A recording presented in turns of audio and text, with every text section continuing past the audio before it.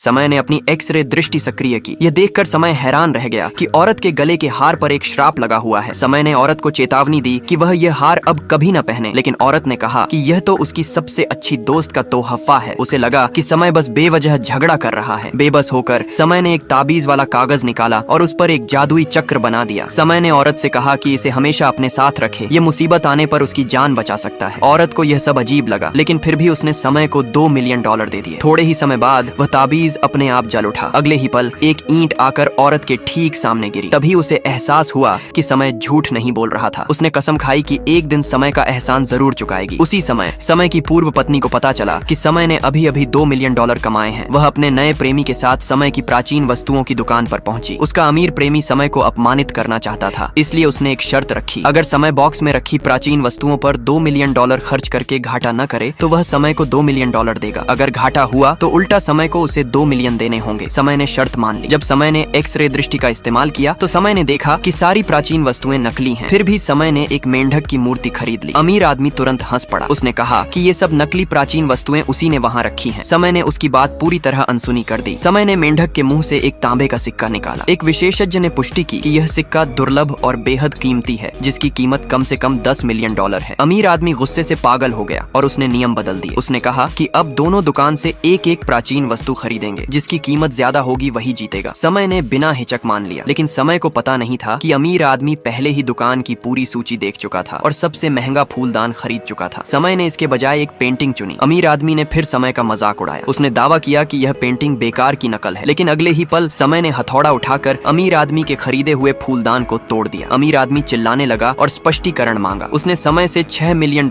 हर्जाने की मांग की, लेकिन समय ने एक पैसा देने से इनकार कर दिया। समय ने जमीन से टूटे हुए टुकड़े उठाए और सबको बताया कि यह फूलदान नकली है। विशेषज्ञ ने ध्यान से जांच की और पुष्टि की कि यह सच में नकली है। फिर समय पेंटिंग के पास गया। समय ने सबसे ऊपर की परत को उतार दिया। तभी विशेषज्ञ को एहसास हुआ कि यह पेंटिंग असली है और इसकी कीमत $10 मिलियन है।